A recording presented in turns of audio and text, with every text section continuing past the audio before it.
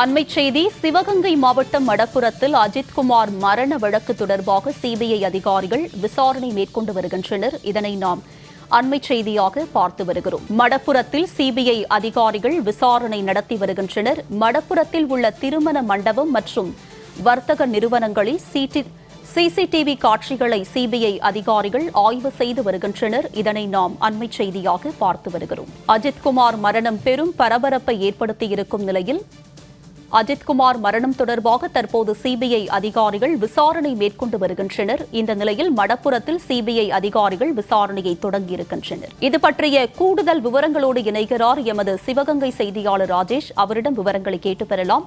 ராஜேஷ், சொல்லுங்க, தற்போது மடப்புரத்தில் சிபிஐ அதிகாரிகள் விசாரணை நடத்தி வரும் நிலையில் எங்கெல்லாம் அவர்கள் தற்போது விசாரணை நடத்தி வருகின்றனர்?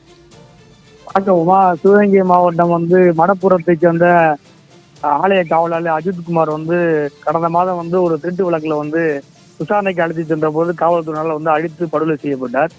அந்த வழக்கு தொடர்பாக சிபிஐ அதிகாரிகள் தற்போது விசாரணை மேற்கொண்டு வர்றாங்க. கடந்த 10 தினங்களாக அவர்கள் மடப்புரத்தினோட பல்வேறு பகுதிகளிலும் விசாரணையை மேற்கொண்டு வர்றாங்க. குறிப்பா திருப்புவனம் காவல் நிலையம், அதனைத் தொடர்ந்து மடப்புரம் ஆலயம் மற்றும் அதனை சுற்றி இருக்கக்கூடிய பகுதிகளில் அஜித்குமார் அழைத்து செல்லப்பட்ட பல்வேறு இடங்களுக்கு அவர்கள் விசாரணை மேற்கொண்டு வர்றாங்க. தற்போது நேற்று மாலை அவர்கள் காவல் நிலையத்துல திரும்ப விசாரணை மேற்கொண்டு சிசிடிவி காட்சியில ஆய்வு கொண்டாங்க. அதனைத் தொடர்ந்து தற்போது இன்று பிற்பகலுக்கு மேல இன்று மாலை மடப்புரத்துக்கு வந்த சிபிஐ அதிகாரிகள் 4 பேர் கொண்ட குழுவினர் தற்பொழுது மடப்புரம் விளக்கில் இருந்து தற்போது விசாரணை தொடங்கியிருக்காங்க. அங்க இருக்கக்கூடிய திருமண மண்டபம் மற்றும் வர்த்தக நிறுவனங்கள் இருக்கக்கூடிய சிசிடிவி காட்சிகளை தற்போது ஆய்வு பண்ணிட்டு இருக்காங்க. அந்த மடப்புரத்துல இருக்கக்கூடிய அந்த கேமராக்கள் இருக்கக்கூடிய சிசிடிவி காட்சிகள் அடிப்படையில் அவருடைய விசாரணையும் அதை தொடர்ந்து விசாரணை அறிக்கையை ரெடி பண்றதுக்காக அவங்க தற்போது அந்த விசாரணை மேற்கொண்டிருக்காங்க.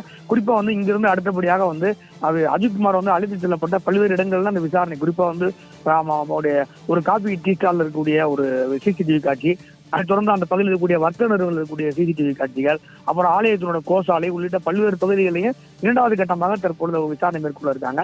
இப்போது சிசிடிவி காட்சியில இப்ப ஆய்வு செஞ்சுட்டு இருக்காங்க. உங்களுடைய விரிவான விவரங்களுக்கு நன்றி ராஜேஷ்.